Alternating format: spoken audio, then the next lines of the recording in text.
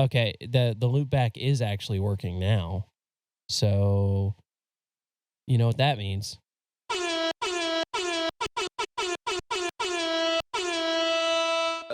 People are not going to like this episode. I mean, we're not professional, but we have actual things to say in this episode. So might as well give some levity. Hey, listeners.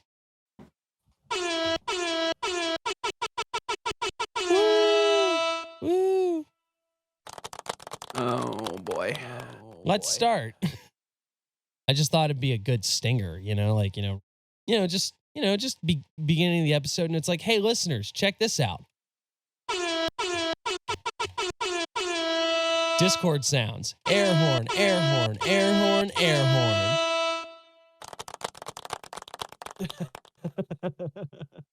It's built perfect. in, you know? Yeah, go ahead and stop it so we can hurry up and do the clap and get this episode going because it's almost midnight now.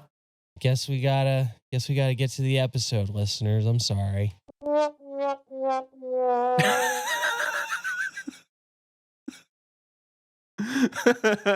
you know what? Here, hold on. We can go ahead and do the clap. Please. Please. In the first aeon, I was the Great Spirit.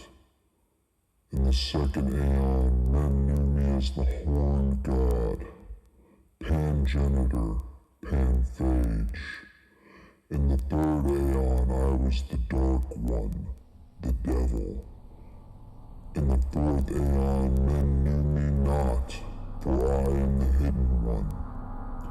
In the fifth aeon, I appeared before you as Baphomet, the god before all gods who shall endure to the end of the earth.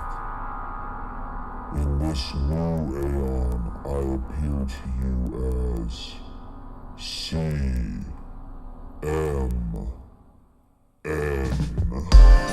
Imagine that there is a brilliant white light just above. Is commentary on the magic art. In the years of the primal force, in the dawn of terrestrial birth. Oh, that was very educational. Now magic will take place. Don't be fooled by what I just said.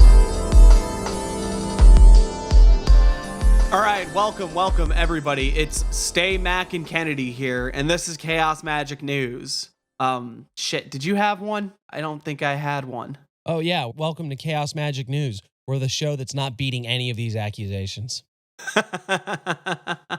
As you already heard there, I'm joined today by my athletic and tangy co-host, Dijon Sanders. How you doing, Sanders? Oh, I'm doing fantastic. You know, I'm just waiting for Sunday, game day, and I'm gonna celebrate with a. Oh, the fuck! This is like the. What do I use Dijon mustard for? Yeah, you can't even. I was almost gonna say ribs, but it's like, no, I use yellow mustard for the ribs. This is the bare minimum of comedy you get from a name like that. Okay, it's like. Do you have any Grey Poupon? Is the. Yeah. Well, anyway, and you see in. Oh God! What happened? Oh God! The aristocratic consumer, he looks to the other as a status symbol, and he says, "Excuse me, do you have any Grey Poupon?" and so on and so on. And the Grey Poupon is a symbol of consumerism elevating to social status. We have derailed this episode right off the fucking rip. Oh, what the fuck is wrong with us? Yeah, this is way worse than Law and Order last week. Oh man, and the problem is that I don't want to oversell it, but we have actual news this week. There's arguably some notable events in the occult community. Right. And instead, it's just like tangy mustard jokes at the beginning. What the fuck? Sanders is right there. We do actually have relevant news that we're going to save till the end of the episode. If you've been here long enough, you know how the format goes anyway. So before we get to our culture piece, we have to go with our intro topic. And, this is actually a request from someone else. From my beloved, actually. Yeah, so. She wanted you to talk about this story on the pod. Yeah, I mean, it's not a terrible idea either. I guess it's kind of a cute story and it leads to some actual discussion. Yeah, there's a conversation to be had here, but the great anecdote is So I'm at work the other day, right? And I made the mistake of mentioning that I had a podcast to a coworker of mine. Rookie mistake. It was a long story. It was like I said I was really tired because I was up all night, and they asked me why I was up all night. I was like, well, I had to edit something, and like, well, what are you editing? I'm like, oh, it's a podcast. And they're like, oh, really? And they started asking me what it was about. So I had to. I mean, I'm not ashamed. I don't really care, really. So I just kind of told them. I tried to frame it slightly in like a more comedic, jovial light. You know, I tried to just play up the entertainment angle of it because I wasn't trying to have like a big conversation about occultism with some older gentlemen that I work with. Didn't your coworkers start asking you your opinions on things about like what you thought about Bigfoot and Stargates? Yeah. Started asking what I thought about Bigfoot, alien UFO type phenomena, the Illuminati in general. It was so it was a fun time as I sat there listening to just the everyday insanity of people, because these were not people that were, you know, super duper into, you know, like going and hunting down cryptids and stuff. Oh. Because when you told me that, I thought he was like picking at you, like he was making fun of you. But you're saying that this guy was like, no, nah, man, I've seen a Bigfoot. Are you want to talk about that on your show? Right? Yeah. No, that's what I'm getting at. Like he very clearly believed in Bigfoot, and he started going at it with like explanations for how Bigfoot could like still be real after all the objections that a normal person would give you. You were talking to Bob Gimlin. This is the same person that was convinced that Danica Patrick, the race car driver, had messaged them on Facebook. Well, maybe she did. You don't know. You weren't. No, there. it would be more likely that it was Bigfoot pretending to be Danica Patrick messaging this dude. Oh my God. Given that Bigfoot has eluded people for years and years, it would make sense that they're an expert at catfishing. Anyway, but that same day, right, I get a phone call from my dad. And my dad's just bullshitting with me about the usual sort of things, just talking about what's going on. He's like, oh, yeah, I took the fence down over here, and, you know, we're getting so-and-so to repaint the outside of the shed. Oh, and by the way, I dug a 10-foot trench just to fill it back in because I'm retired and I'm just losing my mind. I need things to do. I went to bury the dog. Oh, God. But he kept digging himself out. Right. But out of nowhere, he just starts asking me about, because he found out, he found out from somebody else about my podcast. Who told him about the podcast? I can't say who, but someone significant other apparently told them. I know who you're talking. Got it. Okay, I've filled in the blanks now. Yeah. So anyway, just somebody explained to them what I was doing on a podcast, and they expressed concern for my soul because my father's a very nice Catholic gentleman. And he kept bringing up the fact that if you believe in good, you have to believe in evil. And it's like, I didn't have the heart. I don't believe in either. It's like, I don't know. That's not a thing. But he asked me what chaos magic was because he knew what the title of the podcast was. And I had to give my dad an explanation of what chaos magic was over the phone while I was at work. What was your explanation? I said it was an agnostic view of paranormal and magical phenomena, because that was like the best I could come up with for my dad. My dad's not an idiot or anything, but like, I'm sure if I went into the finer points of any of it, they would have more and more questions. Knowing the type of man your dad is, he's very much someone who thinks that reality is reality and that there's one answer to a question and that's it, you know? Oh, yeah. So yeah. if you started expressing the ideas of reality tunnels or belief as a tool, he's like, no, that doesn't make any sense. He's like, no. Beliefs are, beliefs are the stupid thing that you have because you can't look at reality like I do. Yeah. And you know whose fault that is? Them damn liberals. Exactly. I guess you're lucky he hasn't found Jordan Peterson or anything, because then if he got the 3 lines of like why this is all postmodernism's fault, he'd harp on that. Well, again, that's the problem. He's not like an idiot. He knows what postmodernism is. He knows what Marxism is. He knows these things. Like, he doesn't know them very well, but he knows what they are. Yeah, it's Groucho. He's just like, he's one of those people that he was kind of counterculture when he was younger, and as he grew older, became more and more conservative. At this point, he just thinks that like he's still the counterculture, like that's the problem. Yeah, he still thinks rebelling. He's the one still rebelling by like, watching Fox News. Be like, man, who the funniest late night show is? That Gutfeld. Oh, boy. Wow. Well, anyway, the point of this conversation was not to talk about my father. It's talk about my dad. Your dad was the milkman, and you don't know who he is. I'm just looking around for a guy about yay high. Looks in a way. Has an appearance. You know what I mean?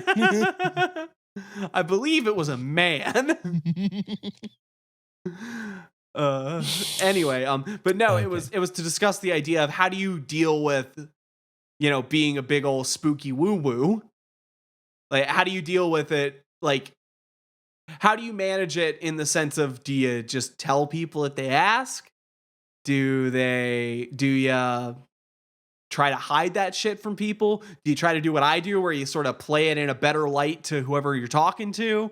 Just because, and I guess that's my thing. It's like, it's not really, I don't do that part because like I'm ashamed of being a big old spooky woo-woo. It's more of just like, because I don't want to talk. We made that joke before we were talking about like talking to your coworkers about Kabbalah and shit like that. I can't remember what the joke was about. I do have a life that's outside of magic and my occult practices, and I don't really just want to like talk to some random fucking 45-year-old dude that I work with about fucking occultism. If he wants to pry into my thoughts on weird stuff, like I'll give him something that's going to be at least mildly entertaining to him, but I'm not going to have a serious conversation about this stuff with him because he's not really capable of a serious conversation about it. It's not your place to initiate anyone into magic. You do not have to educate anyone. Well, not.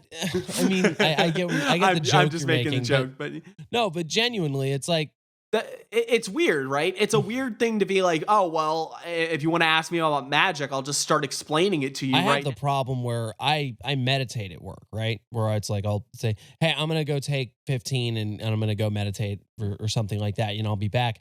And people already kind of look at you like you've got 2 heads. When you're in a certain type of work, particularly blue collar working environments, people don't understand that. What's the point of meditating? And it's like, I always just joke and say it's so I don't beat your ass, so I don't flip out because y'all are aggravating, that sort of thing. But if somebody asks why I'm meditating, I'm not going to sit there and try to talk to them about sunyata. Well, you see, there's qualified existence, there's qualified unexistence, and there's it's like, no, you're not having that conversation with somebody about the Dharmakaya or anything. Nobody cares. They're not gonna understand it, and if they do, then quite frankly, you'd know already. Yeah, right. Like, who's gonna sit there and go through the effort of being like acting normal instead of like, unless you're there, it's a secret Zen master where he's like, why are you meditating? When I try to give him the answer, he bops me over the head. Fucking Billy Bob just comes on like, what you meditating for? You're like, Billy Bob, it's just part of my spiritual practice. Oh, so it's a spiritual practice for you then, huh? What about, so is it a doing or is it a happening? Which vehicle do you prescribe? Who's your root guru? Magic is the same way. In fact, magic's harder to explain because at least you can fall back on like, oh, well, like if with meditation, you just be like, oh, I'm a Buddhist, something like that. Because then it's like, oh, that's his religion. Well, you also have like the mindfulness aspect of it too, where like a lot of people can like view that shit sort of like separated from any of the sort of thing. because we have so Where much you of can it say, in oh, our it just society. makes me calmer and more focused and blah, blah, blah. Right, But yeah. But the point is that, if they saw me doing the pentagram, the lesser banishing ritual of the pentagram, now it's like, oh, you're definitely going to hell. Or not even that. They might just be like, oh, he believes in magic. What a nut. Those are the two sides of it. It's either like, oh my God, devilly shit, he's going to hell. Or it's like, oh, this dude actually believes in this shit. What a fucking nerd. Don't cast magic missile on me, bro. Yeah. And I won't pretend that like if somebody's like laughing in your face going, haha, you believe in magic, you're probably going to have a little bit of a tinge of like, man, really, we're having this conversation. Great. But, I'm not ashamed to admit that I've got kooky beliefs. It's just for me to sit down and try to explain them to people, it's like, well, shit, how much time do we have? And the fact is, I don't feel the urge to explain it, Yeah. Well, I feel like every time I've had like even anything close to that sort of moment. Oh, in fact, I do, because I recently got a tattoo colored, and it's a tattoo that has some spiritual, metaphysical significance to me. And I was asked by my coworker to explain it, and instead of actually explaining it, because I was like, I don't have the time or the ability, I just sort of rattled off some like bad mythological symbology type stuff at him. Like, that's enough of a reason. Because I can't be like, Yeah, well, that's when Babylon, right? Well, that's when you fall back on stuff like, this goes back to a conversation we had, episodes and episodes ago about sometimes you got to talk to somebody on the level that they're at. And if they're on the level where it's like, if I give you some Jungian bullshit that I don't really believe, but you'll buy it, and then I can keep moving on, Right. Or right. if I know that that's not going to work, I can fall back on like something simpler. And if I really don't think you're going to get it, I'll be like, oh, I just thought it looked, like the tattoo, for example. It's like, I just thought tattoo looked cool. Well, that was like the slow descent to it, because like I made a comment that it was like, oh, it just kind of looks cool. It's a thing. And he was like, oh, you really just got a tattoo because it looks cool. And I had to be like, well, not exactly, but it's yeah. Well, I have I have like the Lovecraft elder sign on my arm, and then I have the cover of Liber Null on the other arm, and those are like the only two tattoos I have that you can really see because they peek out under my shirt sleeves. Of course, those are the two that are probably the most difficult to explain if anybody asks about them. At least the Lovecraft one, you can just be like, oh, it's from a book. Yeah. Well, and that's actually what I said about the Liber Null cover too, where it's like, it's just a book I like, and most people don't want to hear about the book. I've never had anybody ask like, oh, well, what's the book? Because then I have to. It's like, oh, it's called Liber Null, and it's like, well, what's it about? It's like, it's about this guy named Null, and he runs a website where they harass Christians. What's a Christian? Oh boy, now we really don't have time. The Book of Null. What I was trying to get to there, I think, was just that anytime that I've really had to try to explain it, it just sort of turns into this weird feeling of like they think I'm explaining my religion to them or something, essentially. Like that's just the same level that they put it on. Mm-hmm. You might as well have said, I, believe in a big spaghetti monster, or like any other kind honestly, like that's what I feel like it turns into. The worst that they're probably going to say most of the time is that it's like, oh yeah, it's kind of wacky and cringe, like it's like Hinduism or like paganism. Like those are their comments. Like they're not going to be like, this person is actually crazy and they need to be locked up in an asylum. Yeah. It's gonna be the only way that they'd be able to be like, this person's actually crazy and is a danger to themselves, is if they were like smart enough to actually get what I was talking about, which most of them aren't. Boy, you're a real man of the people. Well, I don't think it's not because they're really dumb. don't, it's just because it's like, yeah, no. That's what you're saying. You're saying everybody isn't as smart as me because I read Heidegger. I get it. You're an asshole and you hate the common man. No, for real. 'Cause it's not that, the problem is that most of these people, it's not that they're not smart enough. It's that they don't care. It's the same way that it's like it's not that I think that you're dumb. that I'm not going to explain how a combustion engine works. I just know that isn't your wheelhouse and you don't care. You want the car to start. And you know now you're what? trying to think I about feel how like a I want combustion to engine works. No. I want to argue this because like I think it's a little of both, obviously, but I really do think you think you're so smart. Because I read Moby Dick, I read Herbert Dreyfus, I read books. Yeah, I read. Yeah. Look at me. Look at me. Just because some of us choose to read the Archie Comics omnibus. Because, man, Jughead really does love hamburgers. You think you're so much better than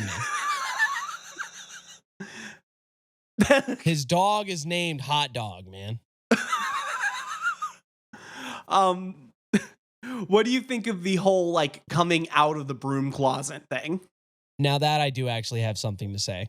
I'm smarter than everyone. Oh, so God. when I come... No, I'll stop. When I come, it's into the broom closet. What? I'm gonna have to cut that out. My God. I swear there's actual news at the end of this, guys. No, I think for the most part, it doesn't benefit most of us to be too upfront. Like, there's nothing wrong with keeping your mouth shut around people who don't care or aren't going to get it. So, like, you know, when people are like, oh, I'm in the broom closet, and it's like, well, what does that mean? Does that mean you hide it with a fervor? Does that mean you won't admit to anybody? Or does it mean you just sort of like don't address it because it's really nobody's business? If you talk about it with people that you can trust with it, then you're not really in the broom closet, are you? You're not broadcasting it. And you're not under any obligation to put the unicursal hexagram on your shirt and walk around with it, you know?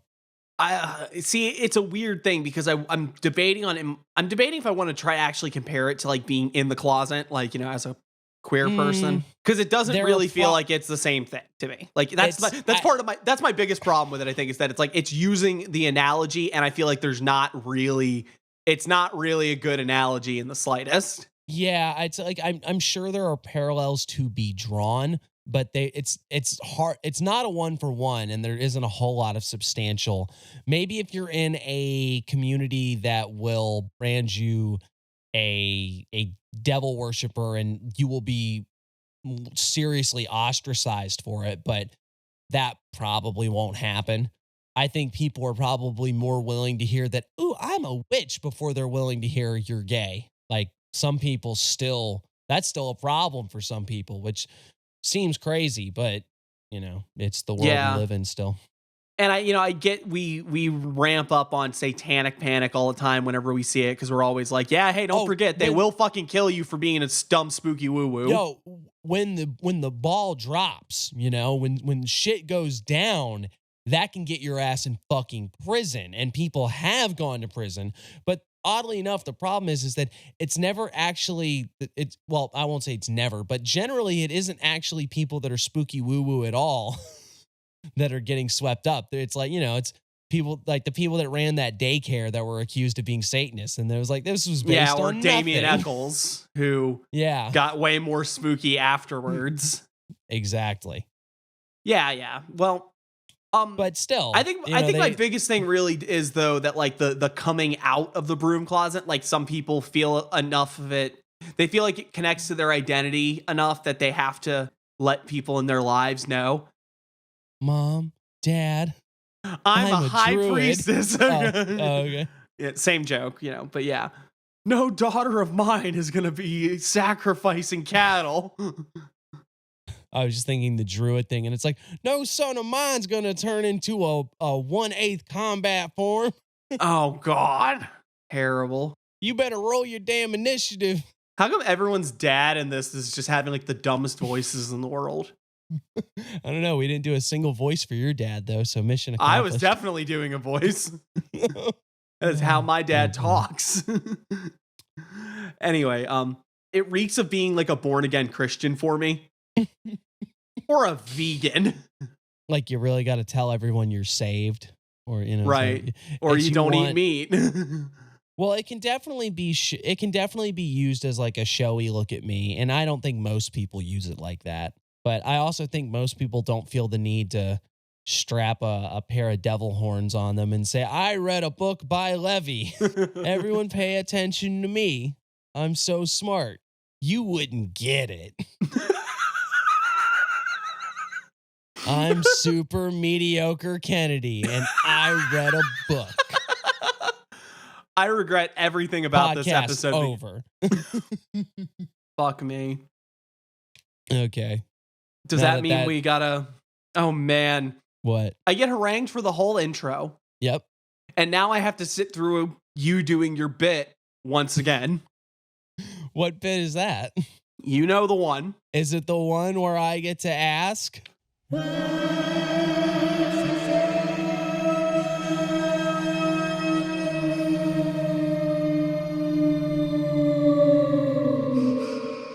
I probably just clipped the shit out of the mic when I did that. It hurt so bad. What's in the news? Come on, give me the headlines. I have to pull them up now. But did you heard the last episode, right? Yeah, where you were doing addendums. Yeah. Oh, wait. Oh, no, you're talking about the voice modulation. Yeah, the vocoder on the What's in the News. Yeah. You're an absolute genius. Wish I had thought of that myself. Maybe I would have if I had read a book. All right, so what is actually in the news? Look at me. I'm Soundmaker Kennedy, and I read a book. We could start talking about the Republican nominee debate that nobody watched because no Trump. No Trump, no stars. Again, it's really... The thing that really stuck out to me more than anything was how little variation of ideas there actually were. And the ones that did have big variations were just dumb. Which I don't remember which one said it, but it was like, we need to find common ground on abortion. And you said the best thing. It's like, we already did. And then you struck down Roe v. Wade. Yeah. Like, what? That was Nikki Haley. Yep, Nikki Haley. Nikki Haley. She's not going to be president, folks. I just hope you know There's that. another one, Will Hurd, who is basically just a CIA guy. It's like, well, the last president that worked for the CIA was, funding death squads, so he's probably out. Ramaswamy, he literally was just there to either be like Trump's VP. He's an also ran. Yeah. These are all also rans. Like, who's got a fighting chance? Like, nobody. It's gonna be Trump. It's like, why are you even doing this? Trump or bust. And and the other thing is that the only way any of them stand a chance is if he is somehow forced to drop out, which if he'd have to be like shot in the head. What are you talking about? I think he'd still run. I think they'd still vote for him. Well, I mean, like, let's just be honest. There's a subset of the population, I won't say all of them, but some of them, if you said Trump died, they would say he was still alive. And he's coming back. Yeah, and he's going to come back. I mean, like an action movie revenge comeback, not like Jesus comeback. I think there's only like 3 people that think Trump would come back like Jesus. Only 3? Bullshit. Nah. You got to pump those numbers up. Realistically, if Trump just... say he puffed up in a cloud of smoke and disappeared, DeSantis or Pence, and I'm pretty sure DeSantis I think it would either be DeSantis or Vivek. Pence doesn't stand a chance. I haven't looked at poll numbers, but well, I think they're all bad. I think everyone does terribly. I know Ramaswamy did better after the debate. Obviously, like he was the standout of the debate. Yeah, but like if you went from a 1% to a 2%, you doubled, but you're still only 2%. Yeah. Like, at the very best, he's like still third. DeSantis took a hit from the fucking debates. He just stood there and didn't do anything like the whole time. So like he didn't do good, but it also didn't matter. McConnell froze again. That's a news thing. They had to. I'm telling you, he peed himself. He's old. He realized he wasn't paying attention. He wasn't realizing it. And he's like, oh, now I'm pissing on myself. And that's why somebody just, ushered him away. He's like, oh, I got pee in my drawers. That's not good. This last time, apparently someone like asked him a question. He didn't respond. They had to like kind of drag him back to Earth. They didn't like walk him away this time, but they kind of like, hey, Senator. Okay. And then they asked it again. He still didn't like understand it. And then one of his aides had to repeat it to him, and he answered after that. So I think he is losing. Maybe he just can't fucking hear. No, because even if you can't fucking hear, you would have enough sense not to just be like standing there. He's been doing this for a billion fucking years, right? That's he knows true. how this goes. Like, if he would be freaked the fuck out if he was ever sitting at that podium not hearing anyone ask him any questions. Well, actually, now that I say that, maybe that was it. He was terrified because he didn't realize he was losing his hearing yet, and he's like, they're not saying anything. Oh God, what's about to happen? They're just staring and circling. Quick, don't blink. They can sense fear. Mitch, how are you gonna get out of this one? Oh, Mitchy boy. The hens are coming to roost. Oh. Well, there's one thing I'll say as far as the headlines. We haven't really been doing a whole lot as far as the sort of Magick perspective. So is it fair to say that there is a possibility that somebody has cursed McConnell? Like all the magic is like catching up to him after all these years? Yeah, maybe. Actually, Carol had a neat thing that talking about people of prominent social status, and it's like, and sometimes you'll see when the turn happens and they lose that protection of like that weird force field that all this idolization puts up around them. As soon as they lose that, they just crumble because all the bad juju that was being thrown at them can finally hit. That's kind of awesome. Maybe that's what's happening to Mitch. Yeah. Maybe that would explain, like, because he just keeps. You're right, because he keeps just having terrible things happen to him over and over. Yeah. His face looked like hamburger meat for like a month and a half. It didn't look great to start with, but yeah. Oh yeah, like his hand was all black and swollen up, like someone had like thrown him in some fucking plague juice. Yeah, it's absolutely nuts. Trump surrendered to the police. We talked about that in the last episode. So far, this is because I was going to go into the idea of the conservatives' ongoing legal problems as a movement, not as like political faction, but as a movement, because the Proud Boys, multiple of their guys are finally getting sentences, and they're not light sentences either. Oh yeah, they're getting smashed. I fully thought that this was going to be like, you get off time. I mean, because the Q shaman got off with like very little time, but then like these Proud Boys, they're getting like 10 plus years. I think it might be because because of the somewhat light sentences of the early folks, and also because, let's just be honest, the political climate has shifted a bit. We're a little more willing to just be slapping big times on people, and I can't imagine why. It's almost like someone would benefit from looking like they were hard on these people. Like, I can't imagine who, but the idea of like a bunch of Proud Boys getting thrown in jail for a while, and like who gets to take credit for that sort of thing? Like, of course the prosecutors and the judges and stuff, but like is there like a single like figure that you could like use as like an amalgamation for like all the things done by a political regime at one point, like in the American system? Maybe this would serve as a win that could help distract from other controversial goings-ons of somebody. I'm not sure who exactly, but like somebody is clearly, like someone clearly benefits from this, right? Yeah. Like if you had like a weird situation where you're like someone you care, I don't know, like someone you care about, like was smoking crack and had a laptop, and they're all sorts of shady business. Yes, this is about Rob Ford. No, but okay, and I will say counterpoint. I believe the difference between some of these is that a lot of this is like these are just fuckers that were there outside the buildings and then walked in and was like, look at me, I'm in the Capitol. I'm smarter than you. I didn't read a book.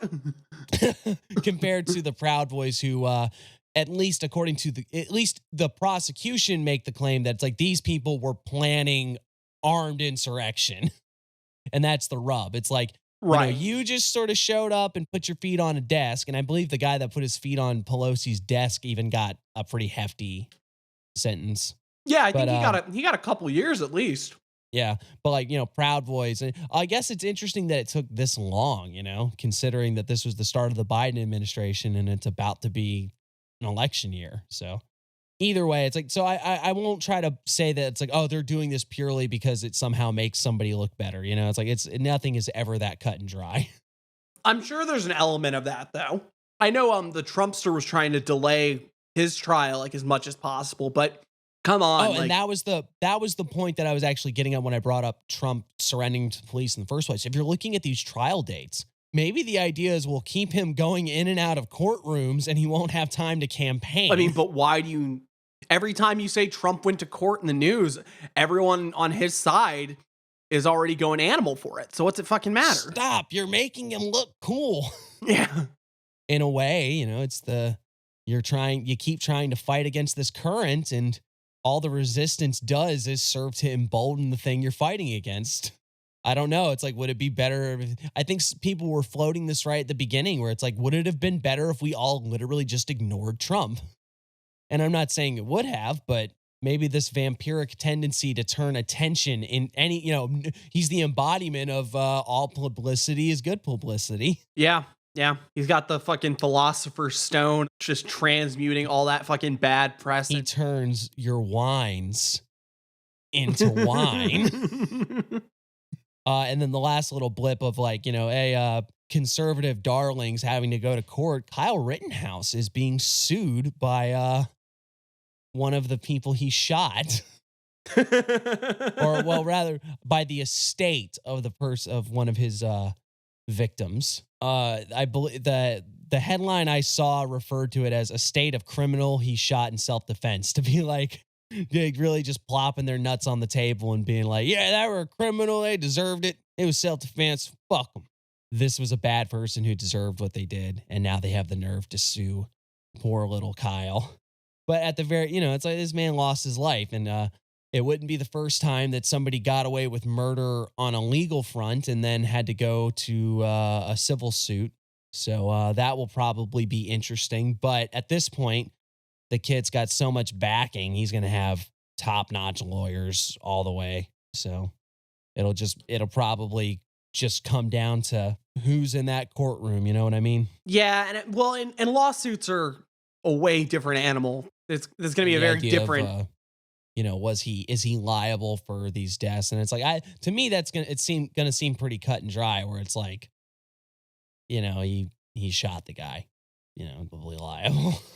But I don't know. It won't be my decision to make. But it's interesting because you look on the Democratic end or the left-leaning end, and you're not seeing any of this. And I guess it makes it very easy to start going like, maybe the criminal justice system. I'm not saying this is what I think. I'm saying that if you are on the right end of the spectrum, you have all of the ammunition you need to reinforce this idea that the criminal justice system is systematically attacking your people because Joe Biden wants to hide his crack rock Ukraine-China dealings. Is there anything else worth talking about? Oh, there's loads of headlines. Did you hear about the kid in Colorado that got thrown out of class for having the "Don't Tread on Me" flag patch? That's so stupid and lame. Some teacher of his was like, it has origins in slavery, and he got kicked out, and then he was like, no, it's not, and they had to let him bring it back into school. It's very dumb. I don't know, man. It's just like it's not like it's a swastika, It's mostly a thing for it's just a widely accepted libertarian. And this was what, a high school, or you said high school? He's like 12, so in middle school. Yeah, that's exactly when you become a libertarian. Yeah. So he's not quite Ayn Rand libertarian yet, but he's getting there. I hate to be like this, but genuinely, part of figuring out what your beliefs are is that, like, going through a lot of different ones. And like, you're 12 years old, that kid barely understands the full ramifications of his beliefs, but he's got to start somewhere.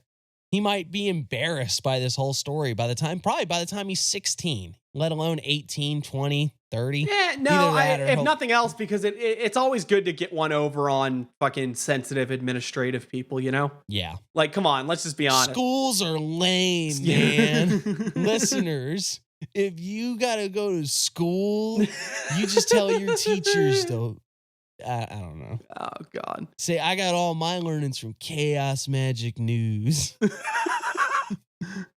If there's anybody under listeners, if you're old enough to be in school still, like go to bed. Just grow up. If there's anybody under 20 listening to this, I'll be shocked. I think we probably skew very closer to like that 25 to 35 range. I would suggest that we're probably about that like 28 to like 44 demographic. Yeah, that's probably about right. And then just one 60-year-old, just one our lone 60-year-old listener who's like, these boys are genius. I'm so glad I stopped listening to the InfoWars. These boys telling the truth. And they ain't tried to sell me one super male vitality. Yeah, what is going on with Burning Man? Because it was like, I know there was like protests for people that were trying to get to Burning Man, and now there's people that are just stuck there because of the storms. Yeah, they were hit with like massive amounts of rain, and now it's just like a giant, dangerous ass mud pit. Did it stop the burning? I think the burning had already happened. I don't know. Oh, okay. Either way, I do think it's very funny that like a large group of people got together with the idea of lighting something on fire and then got rained. Yeah, that's what you get. Stop burning shit. Most of the country's on fire right now. You insensitive pricks. Party. Ooh, man, it's like just like a 9-day party. It's like, well, yeah, you don't need to you don't need to do Wicker Man for that. Relax. Calm down. Just do the drugs out in the desert. You can just do drugs in the desert. It's fine. Yeah, you don't have to. You don't gotta justify it with a show for people. Like, it's fine. Yeah. Because we're gonna do drugs in the desert. We're gonna have some cool lights. Yeah. So yeah, that's a whole thing. You ever been to anything like Burning Man? No, not at all. Would you consider going to something like that? Because I remember we were talking about what's that big thelemic it's like Babylon Rising or some shit like that. What's it called? Oh yeah, Babylon Rising, the festival. Yeah, we were talking about maybe going to that, which seems like, that could be like a fun type thing. I used to go to music festivals, and I've never really had a profound magical experience at them, but maybe there's a it's a pilgrimage type thing.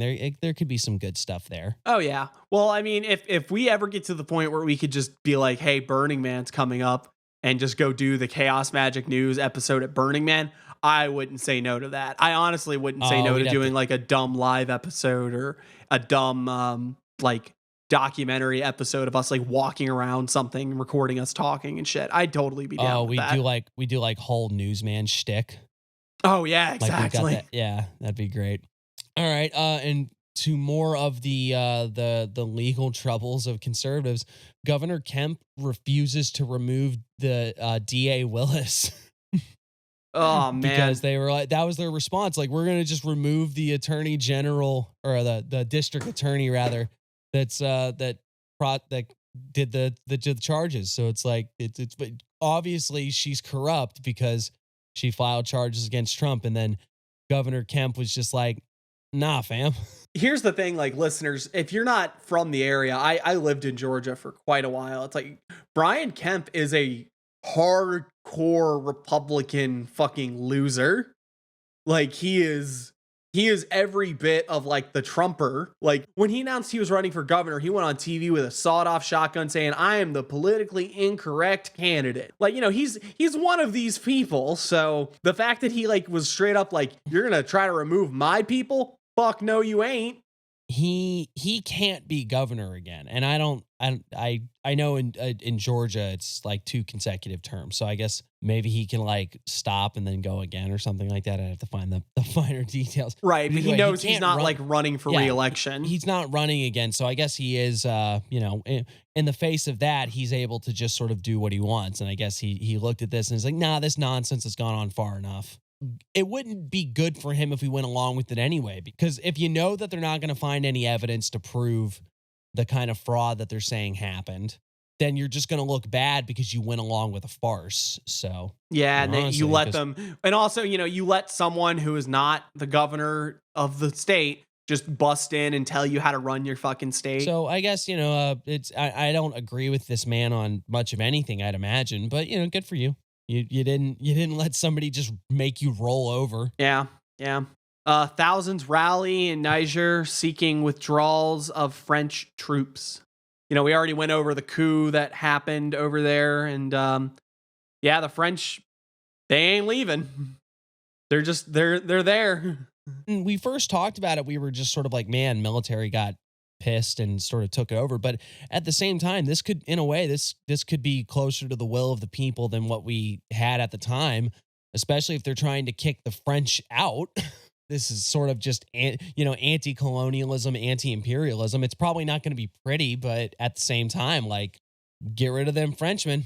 I probably don't know enough to have an informed opinion, but I guess I'm willing to entertain both, or not just the either or, but all the views in between. I'm sure there's a lot to be said about it.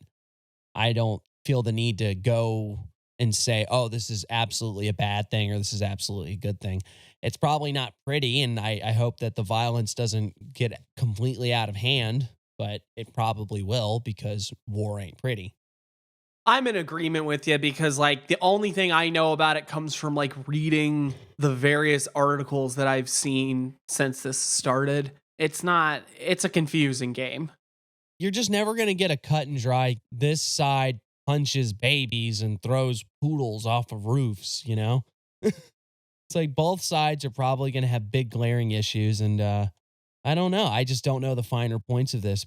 If you are looking at the idea of like, hey, French military, get the hell on, that could I could see tons of people going, hey, that's anti-imperialism. Hey, that's anti-colonialism. Just kick them the hell out. And they're going to be like, yeah, it's a good thing. Yeah. What else we got? We're getting a lot of news about another COVID variant going ham, and people saying we should probably start masking up and stuff. We're not going to do that. Yeah, no, there's no way. No one's going to end up doing it. Like, and it's not even like a vaccine's fake, COVID's fake, don't wear a mask, you're a sheeple. I just don't think people have the mental wherewithal to do that shit again. Oh, they're not going to do it again. We're too desensitized. Like, they don't care. Yeah, they've also shown that they don't give a damn, because it's like last time this stuff happened, what was the thing we kept saying? Nah, you can't go to the movies. Nah, you can't go visit your grandma.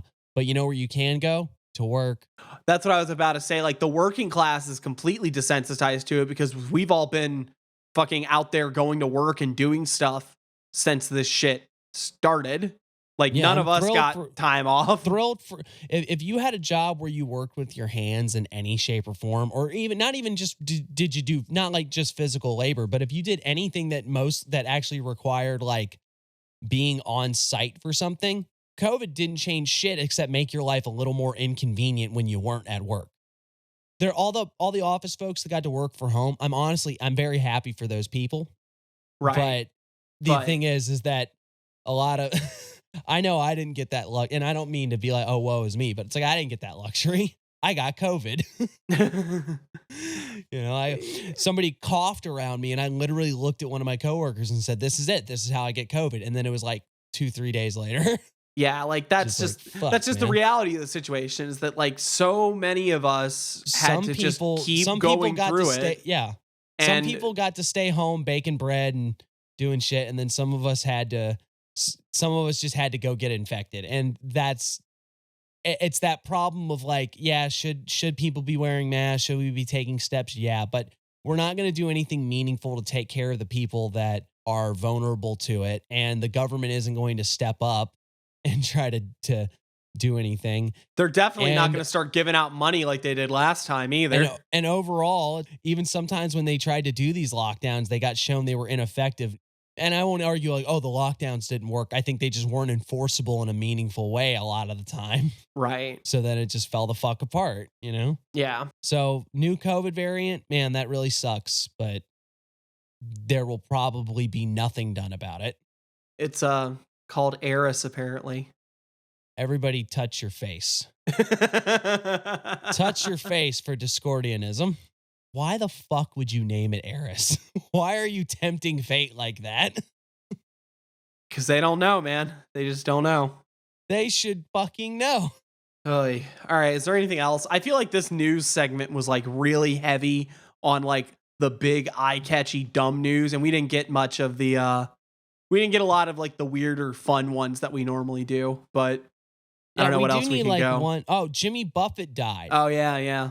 That's very sad. I don't have anything to. Well, I'm just gonna play a song right here. That'll do it. I'm just looking for a spot on the beach.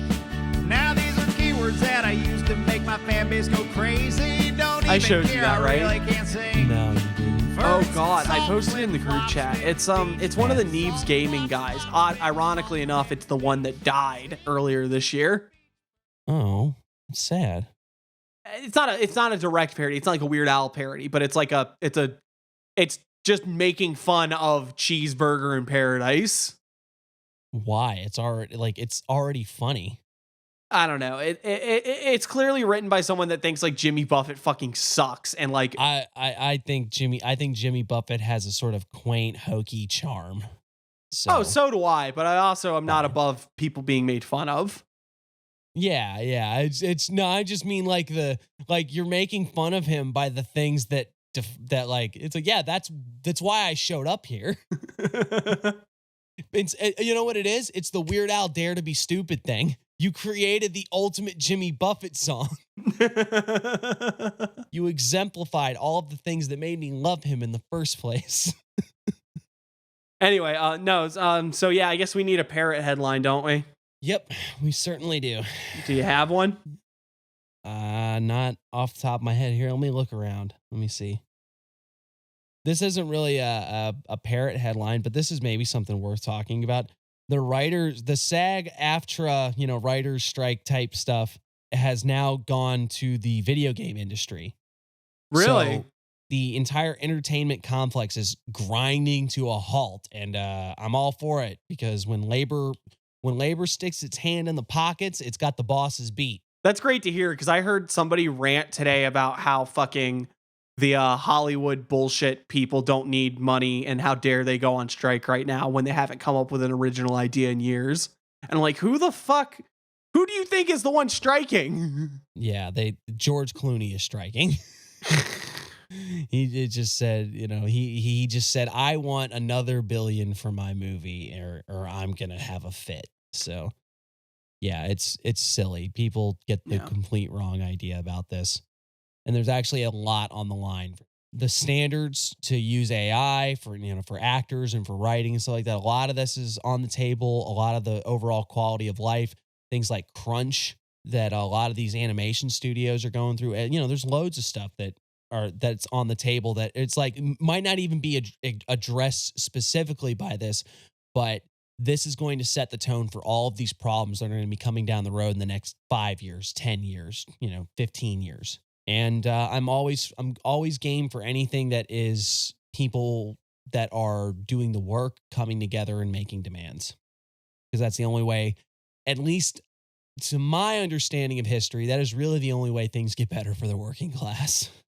That's funny. That does lead to another bit of news that I didn't even think I was going to talk about. Disney essentially demanded more money from the cable companies to carry their channels, which is really funny when you think about it. The idea of Disney, who is losing money hand over fist right now. Yeah. Because, take your pick, honestly. Just anything Disney's done in the last 5 years has probably been a bad decision in some regard. It's not just, oh no, they're woke, obviously, but there were some bad business decisions, bad creative decisions. And it seems a lot more likely that they've all been from top down. This was the executive in the board meeting deciding what to do and telling the creative people what to do. And they biffed it hard. Yeah. Yeah. I don't know if you've ever had to deal with this before, because I only knew about it because I dealt with it like a couple years ago when I was over at my parents who still had cable. But like I just saw like turned it to a channel and it was like, sorry, we don't have this channel right now because something. But this time, fucking the cable companies were not having that shit. And they're like, Disney has demanded an unreasonable amount of money from us. So we have dropped their channels until they will be willing to work out an arrangement.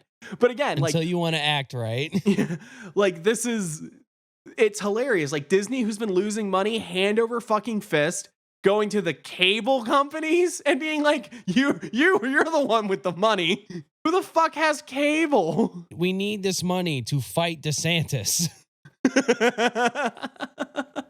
But yeah, it's just ridiculous. It's fucking like, you know, of all the ways you think you're going to make some money right now, Disney, you're going to be like, the cable companies. Quick, you know the boomers need us.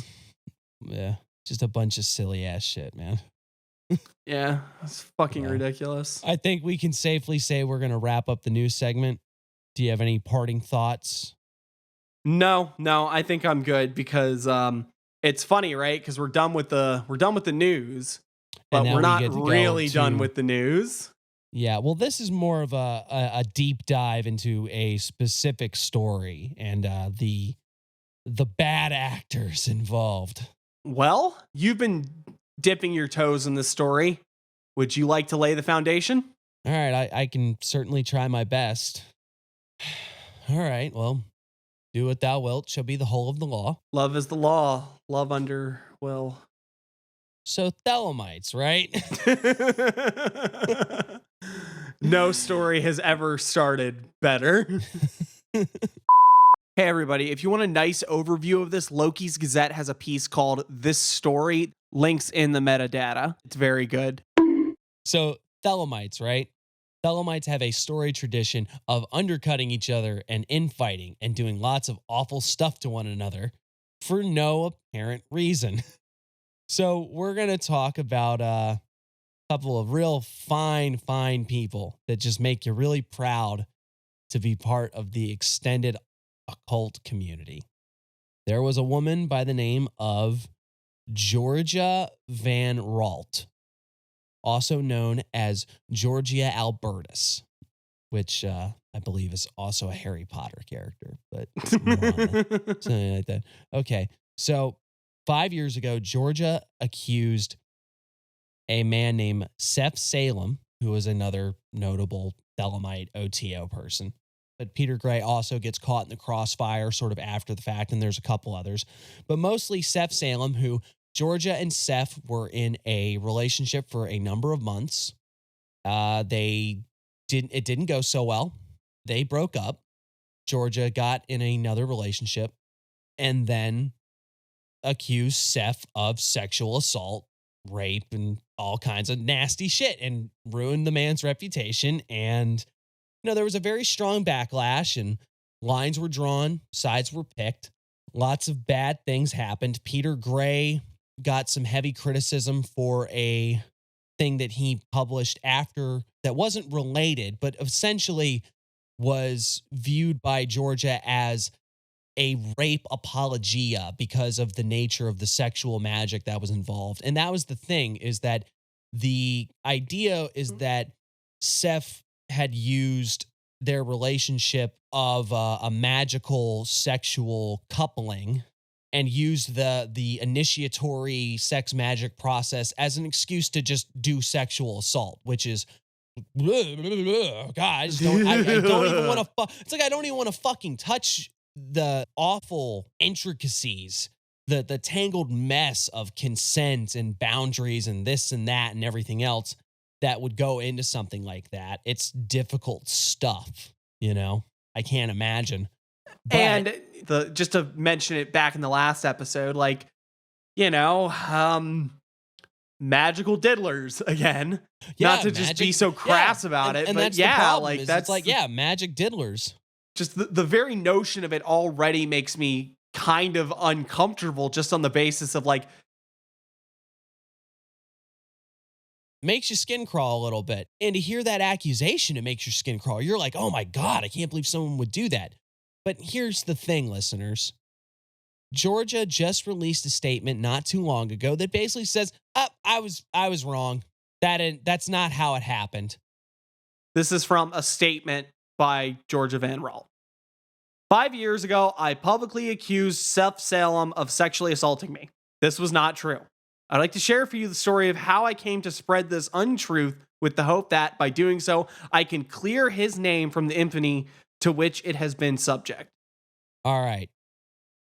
5 years. There you go. 5 years you told, and that, here's my problem, right? I don't want to come down too hard on this person, but I do. 5 fucking years. 5 years of saying this person is a rapist.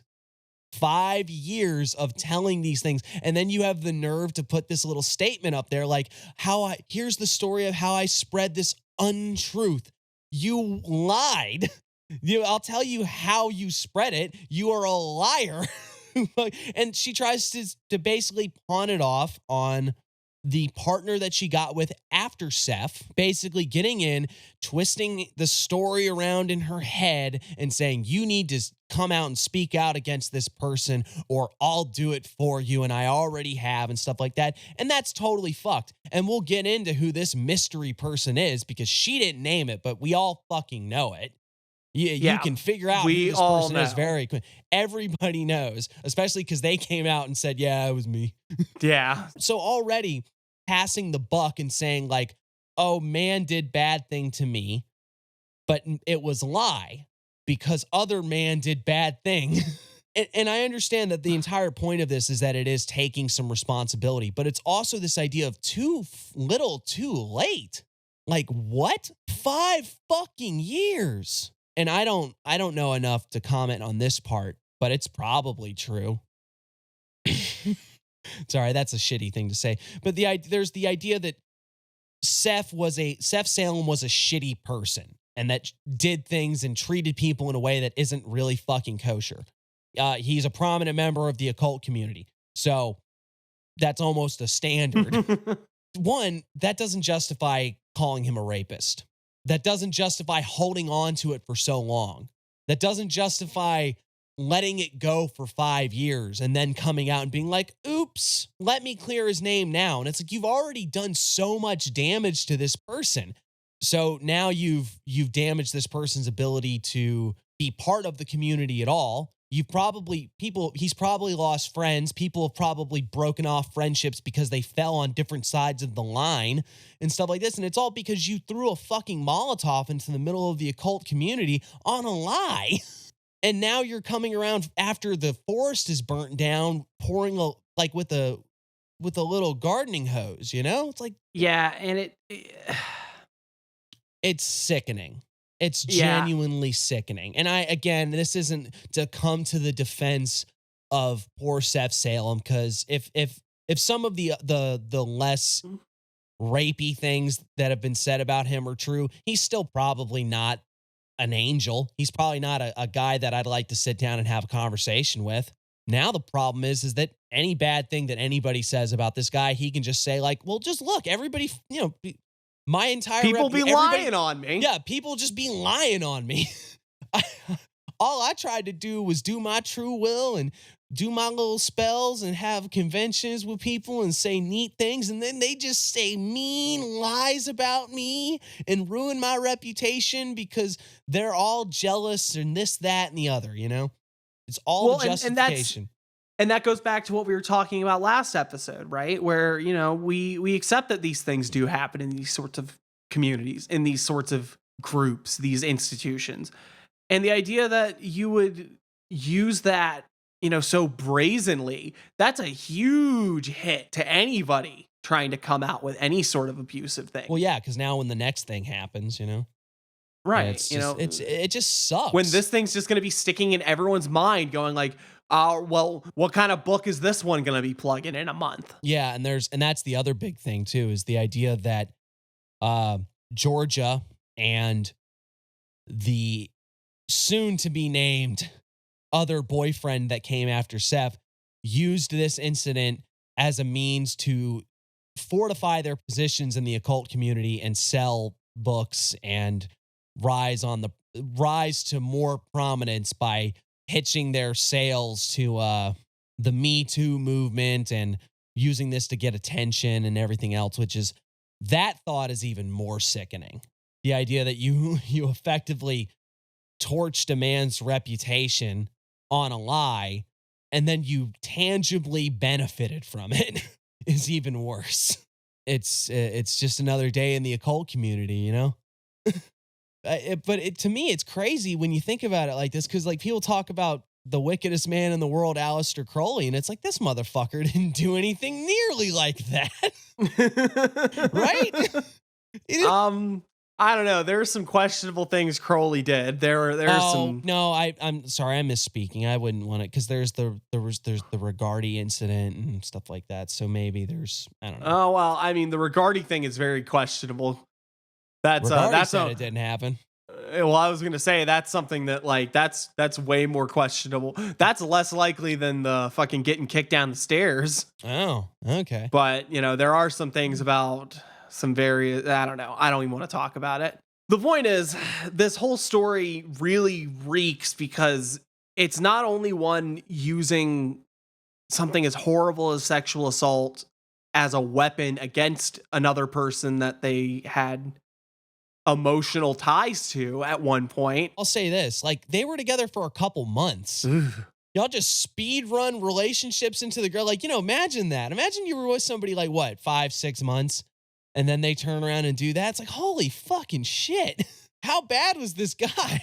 It's terrible to see that happen. It's terrible to see. It's terrible to see that it went on this long.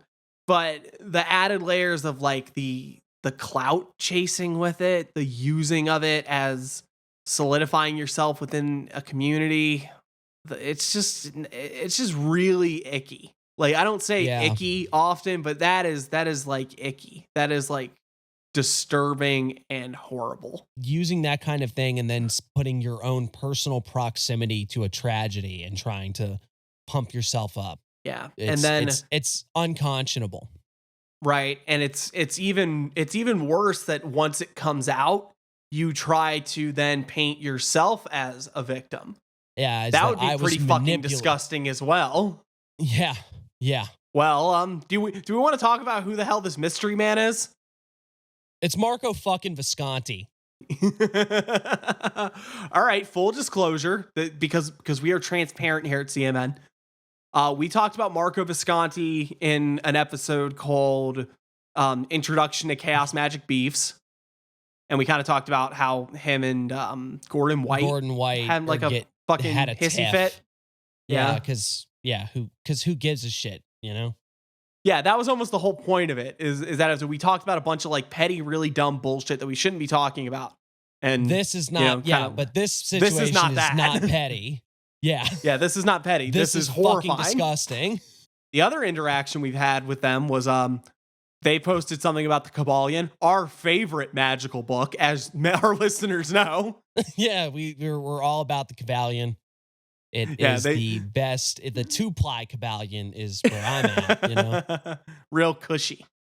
But yeah, they tweeted something about that, and they used the phrase "real magicians."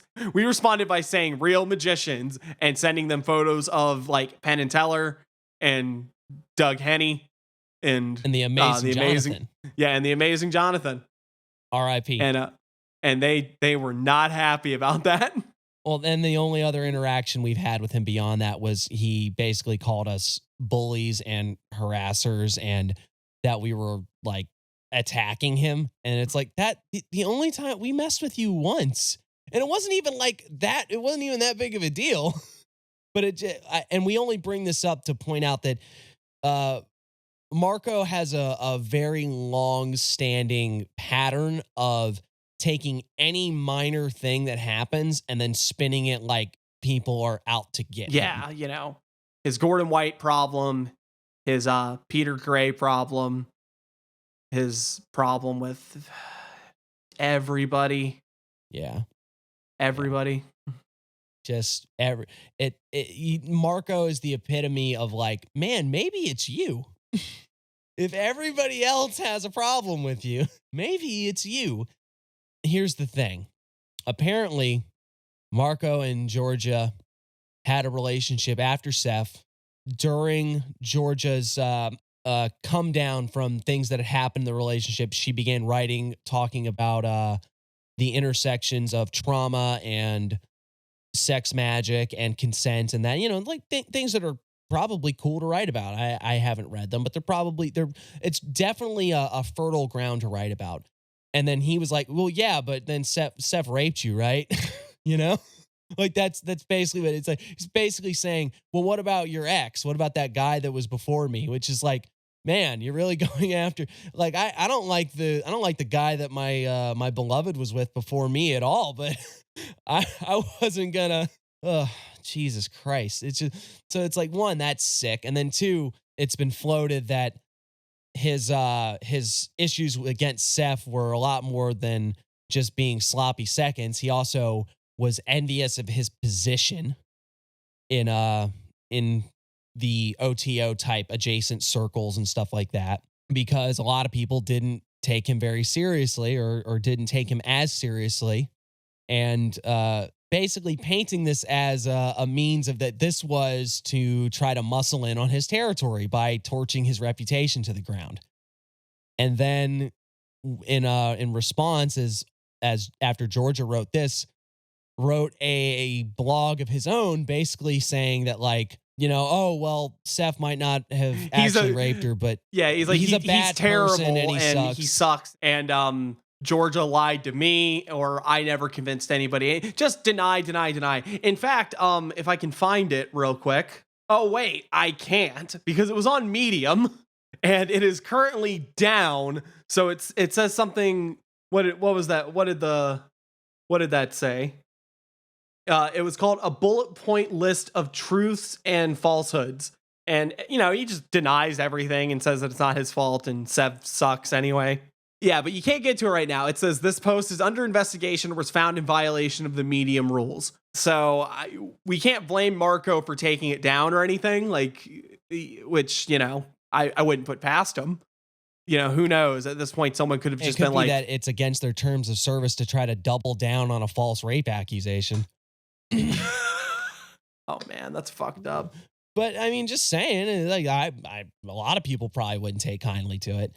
There is a notable article that brings it's very biased against Marco, so I'll just go ahead and say it's very biased against him. So I suppose there is the possibility that this isn't entirely him, and I don't think it is either. I think Georgia is just as much to blame, if not more so, because she's the one who made the accusation. But it very much paints this idea that this sort of maneuvering and backhanded shit is totally the brainchild of Visconti, because he wanted to latch himself onto particular social justice sort of sensibilities so that he could appear like he was a moral paragon while simultaneously being a manipulative, shitty person who was bitter and envious of people around him and did whatever he could to try to get some clout, try to get some attention, and just the type of sickening behavior that you'd think spiritual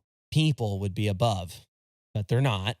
And to add more fuel to the fire, now there have been even more accusations from people that were like mods for him in his little online corners that say things like, oh, yeah, he'd throw hissy fits when you didn't give him enough attention, or if you refused to do free labor for him and stuff like that. And there's a couple screenshots from back then of him telling people to go kill themselves and shitty things like that, which I don't think is like I don't think saying like kill yourself is the worst thing in the fucking world, but like it just shows a pattern of being shitty to people when he thinks that they can't come at him, or when he thinks no one will call him out on it. At the same time, we see this behavior of super, super willing to wag the finger at people that he thinks he is morally above and that he can look down his nose at. Piece of shit is the point I'm making. I just don't know how else to put it. Where it's like this was just this was a hand grenade. This was a Molotov. This was a pipe bomb full of magic nails thrown into the heart of a little circle of the occult community, and it's just gotten on everything. Well, it's just on everybody. Here's the problem, right? Because we're not even done. We're not even done. So far, so far. Let's take a bot. Sef had his reputation ruined. Peter Gray took a hit. A couple other people that we haven't even named took a hit. Well, that's not even touching on the ideas of the relationships that probably fell apart due to these accusations. And then Georgia comes by later with her already empty fire extinguisher of saying, "Oh, my bad." Marco and Georgia used this to elevate themselves, while at the same time trying to say, "Oh, this wasn't about getting attention," which saying, "Man, if that wasn't what you were trying to do, you sure got a weird way of going about it." So Marco built himself up on it, and Marco doubles down. Meanwhile, people are coming out saying Marco's a piece of shit, treats people badly, and everything else. Yeah, so where the hell could we even go from here? Where else? What if we told you that this incident caused an entirely separate thelemic order to fall apart? So, something we haven't mentioned about Dr. Van Raatle here as a academic, progressive, occult writer. Van Raalte's pretty into Babylon. Makes sense. Yeah, they and their husband, I believe, formed the Temple of Our Lady of the Abyss, which was sort of just like a small group of people doing who cares? It's not really important. But Georgia has definitely done a lot to popularize and has written a lot about, Babylon, Gnosis, and such. But there are other groups that are related to that concept, though they don't exactly have the same official ties. So there was there was a Ecclesia Babylon, right? Which is a completely unrelated order, essentially. Yet. Go on. I did a lot of the talking here. So a certain member, a certain bishop of that group wrote to a prestigious educational institute, Harvard Square. Good old Harvard, where Dr. Van Raalte is currently, I believe they got a research grant or something to that effect. They're on the Harvard payroll somehow. But a member of Ecclesia Babylon wrote a letter to Harvard to, I don't know, I guess maybe kind of explain what was going on with the Georgia Van Raatle thing, and maybe you should think twice about funding her. Yeah, maybe you shouldn't give your money to somebody who would engage in such unethical and shameless behavior. Right. That kind of email. But they signed it as a bishop of the Ecclesia Babylon. And the other bishops and members of that group really didn't like that.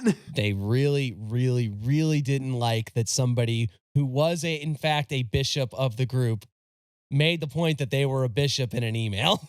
That's basically the rub. And it turned into such a shit show. It turned into such a shit show of ridiculous nonsense that they disbanded. Yeah. They said, screw you guys. I'm going home. Done with it. Just done. So now the EB is no longer a thing. Just adding to the body count. A good chunk of them apparently went and formed another one.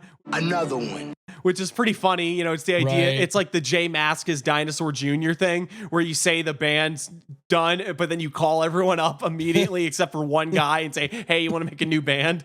That's what the Golden Dawn should have done with Crowley. They were like, no, the Golden Dawn's over. And then just called each other up and be like, hey, guys, you want a new Golden Dawn? You guys, hey, call Mackin and Yates. We're gonna just nobody tell him, okay? Just shut up about it. Just don't tell him. Oh, hey, Alistair. What are you whispering about? Just, hey, William. Hey, you see the stairs over there?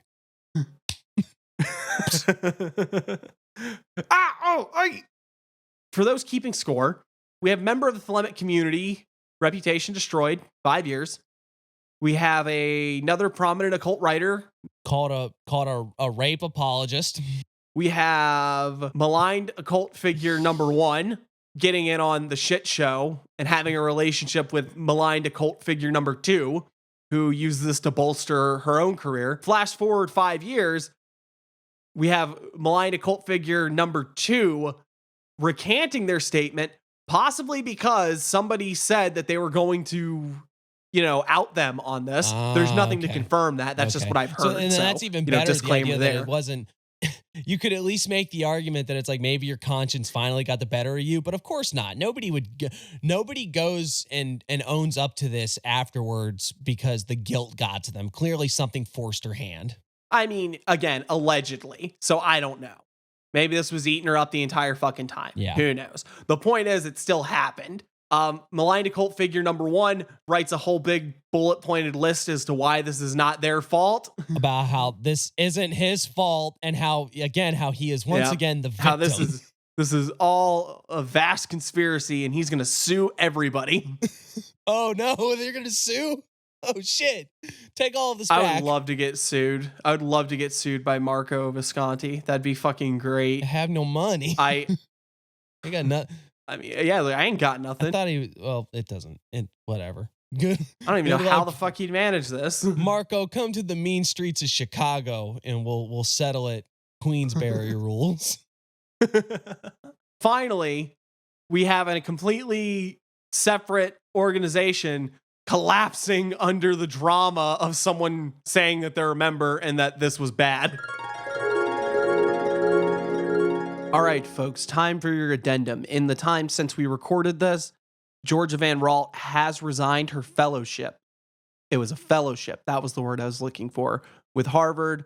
As far as Ecclesia Babylon, Bob McDonald, the founder of the order, has not given a exact reason for why the order went under. But if his Facebook post about the ending of it is any indication, it seems to have been about his own personal stress and issues of missionary work, as he calls it.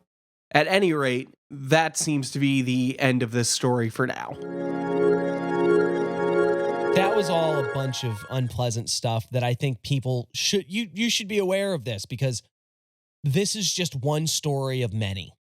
Like, this is what happens when these people get together in numbers. And why is that?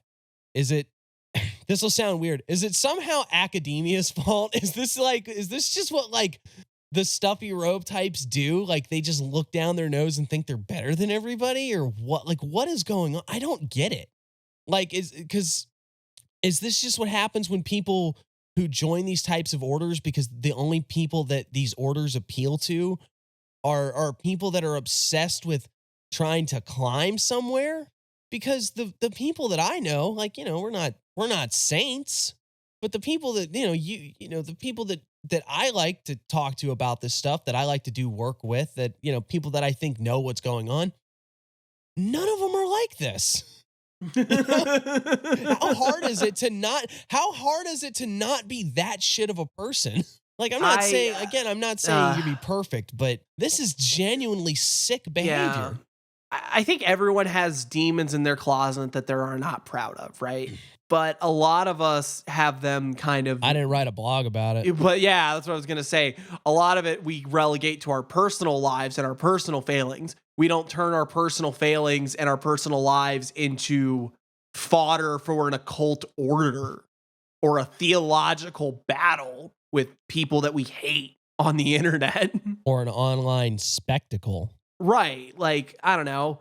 Maybe it's just because we're not trying to sell a book. Maybe if we had the moment to like really fucking like grill somebody and throw them under the bus for some terrible shit because we knew it would sell us a book, maybe we'd be into it. I doubt it.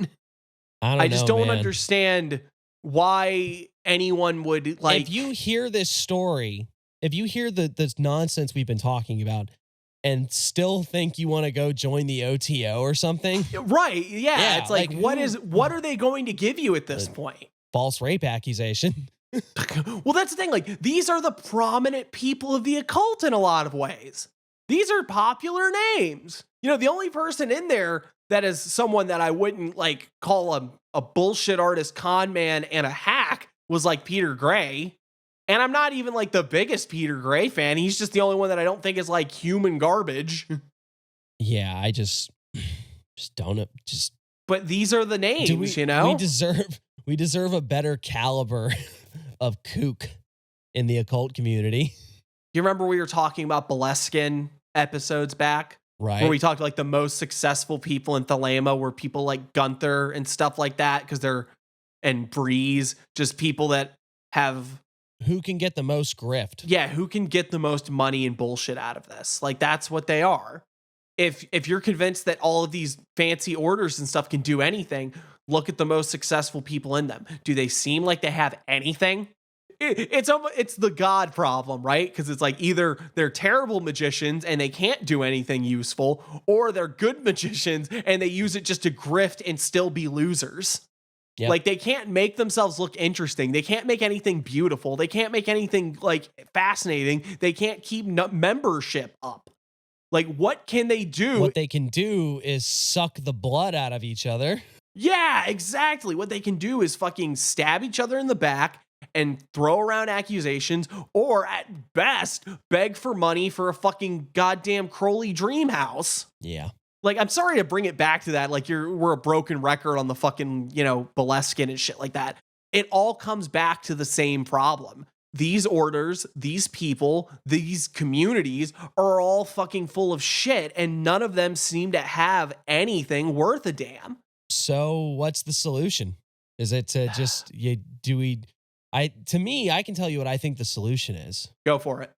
Join the CMN Discord. No, I'm kidding. I genuinely think that I have two thoughts.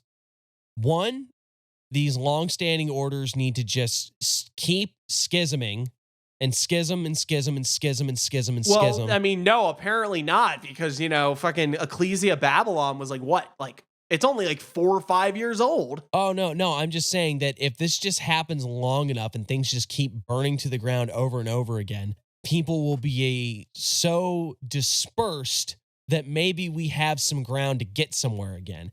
And beyond that, it's just try to find people that you genuinely have a connection with. Be open, honest, compassionate, understanding, and loving of the people that are around you. Support the people that are doing work around you, not just in the idea of like, oh, well, they're doing woo-woo, so I should like them. Figure out who this person is and say, I see what you're doing, and I wanna be there because you succeeding is me succeeding, you know? You doing well is me doing well, and I want to help you get there.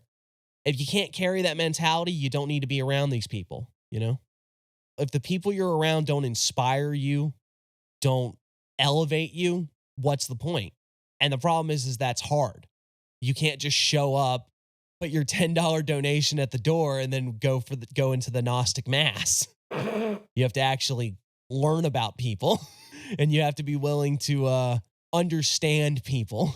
And maybe it's shitty of me to talk about compassion and understanding while I just spent the last 20 minutes shit-talking people that I've never had a genuine conversation with, but I've spoken to Van Raatle before, on Facebook, but yeah, no, we were in the same kind of groups and stuff. Yeah.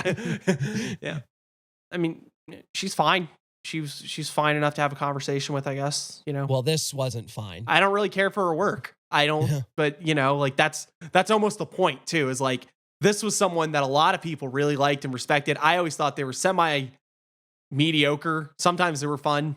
You know, I was supportive, I guess, before this. You will be much more satisfied with yourself if you have 4 or 5 people that you can genuinely stand. And I think we've said stuff to this effect than you will having a crowd of gibbering morons who are falling on your every word. Yeah. Or worse yet, you know, you'll be happier in a smaller circle of people who are honestly trying to do something than you will in a room full of sharks who are all very interested in making a buck. I think this sort of goes into our palate cleanser for the episode. So maybe I'll just go ahead and ask it. How goes the work? I am on to the ceremonial magic section of Liber K, and it's going pretty good. I did a renewal of the oath I took before I started it. I want to say I did it when I started the shamanic section.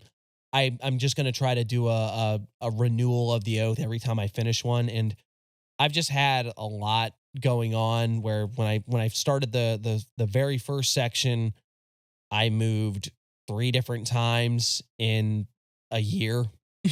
And then things stabilized, but other things got in the way, and then a lot more of my time went into doing the podcast, so things were slow going. But in a way, the ceremonial, while it might be the most ornate because you have to literally do like ceremonial magic, it's also the one that you have the most fun with, and the one that you have, because you can create ornate rituals, it gives you the most freedom in the weird way. So I'm hoping that one will go a lot faster. And maybe I'll be wrong and it'll take for fucking ever again, but we'll see. How goes your work? Well, this sort of answers what I think we should do about that situation. Each magician must determine for himself his own grimoire, but this is only possible after such a person has advanced very far in the magical disciplines. He must be able to translate himself literally into a grimoire. He must be able to make a grimoire as his own image, in the same way we understand that the Bible says that God made man in his own image. All other magical works fail unless we are able to use this principle. That's Bertio. Yep. Michael Bertio. You know how I know that? How? You sent me the quote earlier.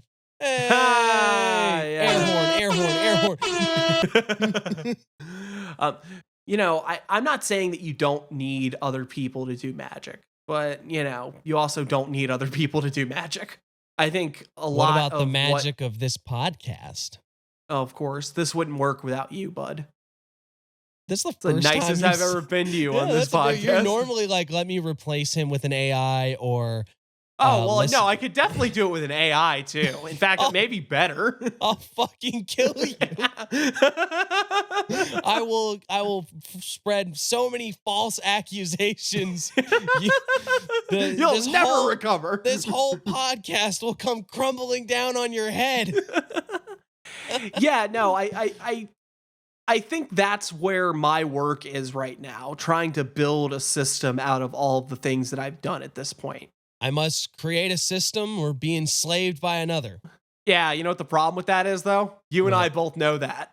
Yeah, he's wrong. Loss is wrong. That's the point of Jerusalem. But yeah. Anyway, but the point being that, I think that's sort of where my head's at and where my work is at. And that really is what I think is lacking in the occult right now to begin with. Is that there's so many people that are really, really interested in playing around with other people's systems. Or trying to get other people to play around with their system. And not in a way that it's like, hey, I'm going to teach you something, but in a way that it's just aesthetics, I guess, maybe. It's magical aesthetic. It's deciding how what kind of magic vibe you want this week. No one's interested in the real work. They want the magical consumerism is what they want. They want someone to give you a book that can be your paradigm for a month.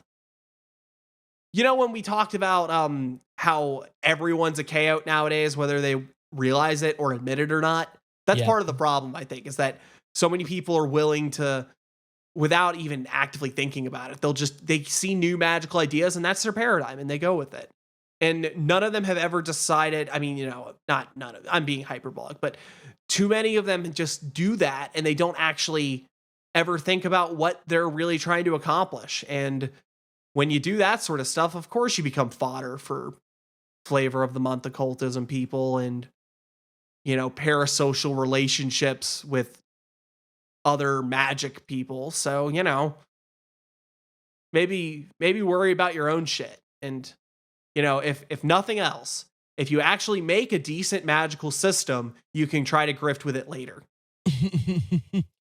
Well, and that's the thing, I guess, is that if you do build something unique that is really worth sharing, people will find it, whether you're Yeah. trying to sell it or not.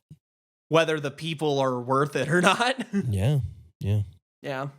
Well, Well, with that said, this has been Chaos Magic News, the only podcast that is creating its own podcasting system that you can be a part of for 4 payments of $9.95. as always, if you are part of Marco Visconti's legal team, you can find us at chaosmagicnews.com, where we'll have links to the pod, links to our interview series, which we've got a couple more coming down the pipeline soon from some really, really cool people.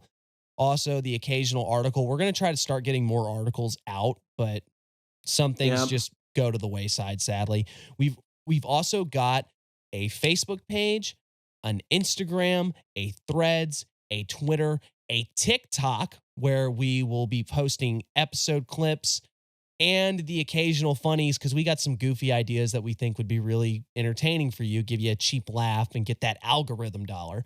And also, the podcast is on YouTube now. So if you're listening to this on YouTube, hit that like button and subscribe. Yeah, be sure to hit that. Leave a comment. Smash that subscribe button into a million pieces.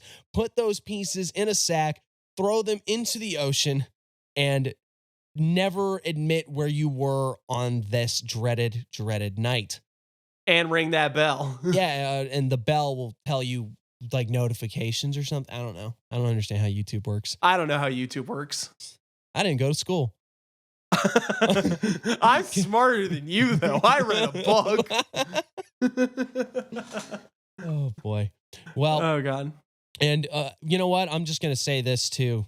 For everybody that is listening, thank you. The support that we do get for doing this show is, it's, I won't pretend that we're just, every one of these things is doing numbers, but even the small comments from you guys and the occasional, like, hey, I really liked this one, it means the world to us. It really does. So thank you for listening. Yeah. Thanks for listening, everybody. You are the reason we do this. Till next time. Nope, because we have one more thing. What's that? Dijon Sanders, would you like the last word? Actually, yeah, I would. If you would just give me a second. I believe it is. Here it comes. Oh, he did the thing. Yay. Oh, no. All right, everybody. Thanks for listening.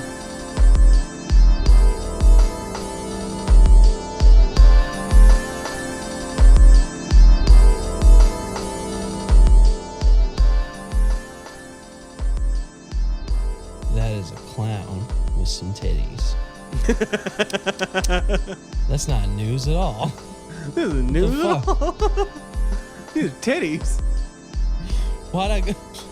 I never Why'd thought I go looking for clown titties? I never thought clowntitty.com would sink so low as to put this kind of vulgarity in front of me and go into a trusted news source. Oh boy.